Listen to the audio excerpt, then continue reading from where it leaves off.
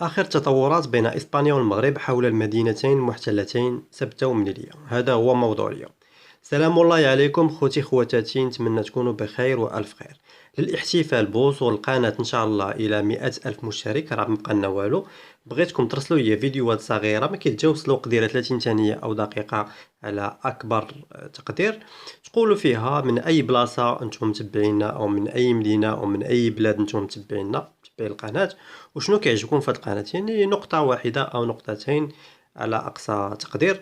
وقبل ما تختموا الفيديو بغيتكم تقولوا بأن الصحراء الشرقية مغربية. غادي نحاول نبت بعض المقاطع إن شاء الله في واحد الفيديو، غيكون خاص فيديو احتفالي، وغتكون فيه إن شاء الله واحد المفاجأة سارة. شكرا على تفاعلكم مسبقا. قبل ما نبداو الحلقات اليوم غنخليكم كما العادة مع منطقة سياحية في المغرب الحبيب تستحق الزيارة. وبلا ما تنساو الاخوان اللي ماشي مهتم بهذه النقطه هذه، راه يمكن ليه يزرب الفيديو، كاينه تقريبا واحد 30 ثانيه. نخليكم على المقطع دابا ونكملوا من بعد ان شاء الله.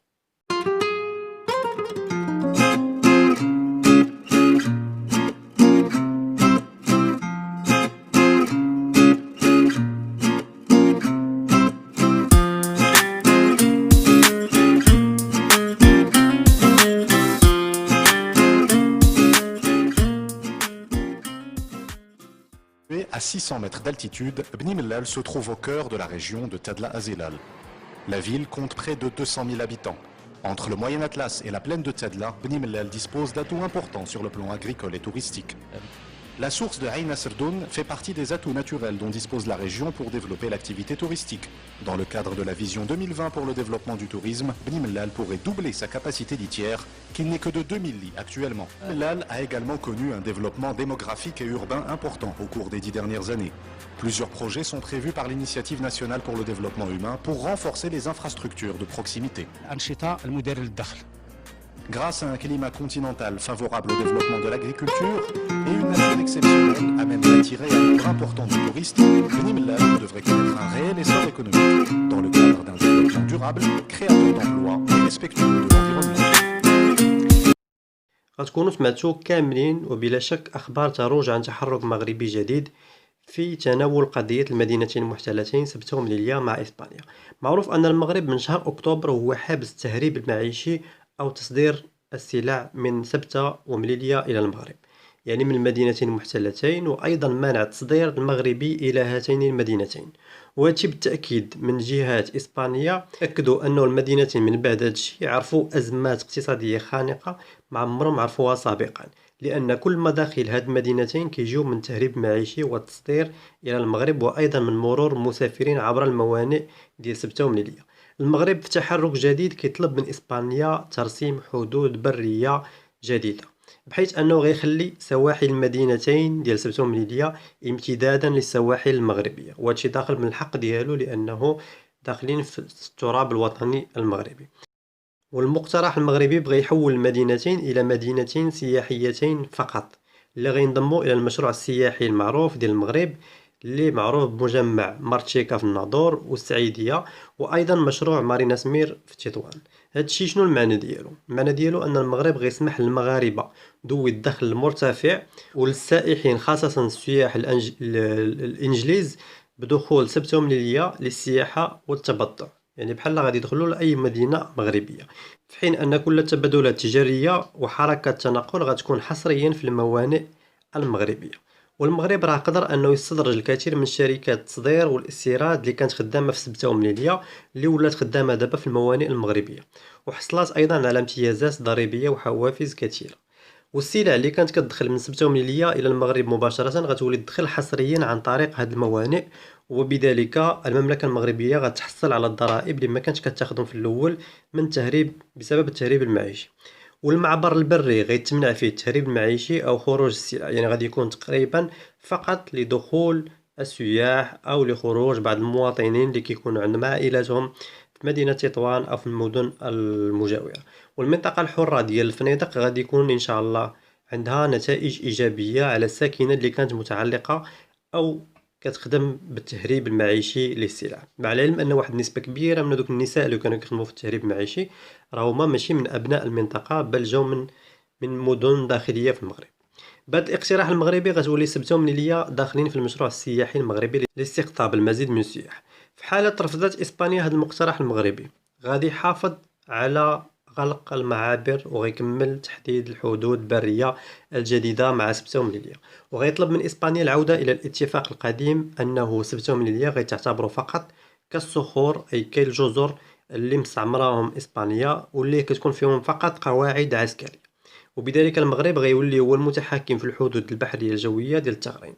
المغرب نجح أنه يخلي المدينتين المحتلتين معتمدين عليه في كل شيء، يعني معتمدين على المغرب في الاقتصاد، في العمالة، في الماء، في الشرب، في الكهرباء، في المواد الغذائية، في بزاف في كاع المداخل تقريبا 90% ديال المداخل ديال هاد المدينتين كيكونوا من المغرب، زيادة على منافسة الموانئ المغربية اللي حطمت الموانئ ديال هاد المدينتين المحتلتين.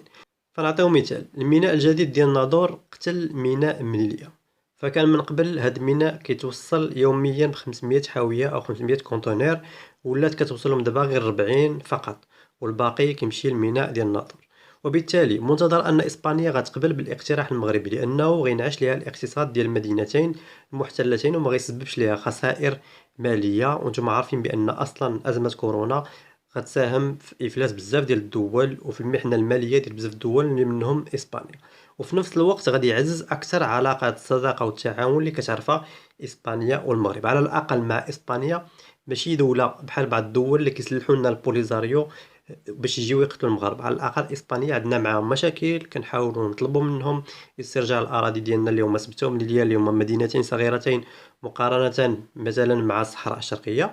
ومع ذلك اسبانيا كدوله فهي دوله محترمه، عندها مؤسسات وكتعامل بالمنطق ديال التعاون الدولي او العلاقات الدوليه بين الدول. وهاد الخطوة غتخلي المغرب في كلتا الحالتين، رفضات إسبانيا أو قبلات إسبانيا، غتخلي المغرب يقرب من استرجاع المدينتين اللي غيبقاو محافظين على الحكم الذاتي ديالهم.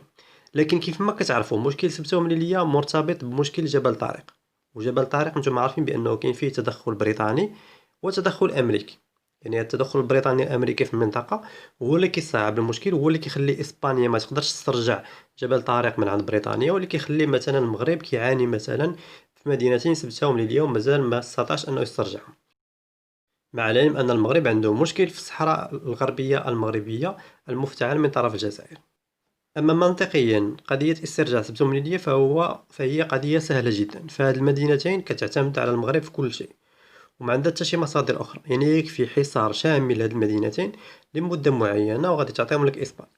لولا مشكل الصحراء المفتعل من طرف الجزائر لكنا استرجعناهم شحال هادي.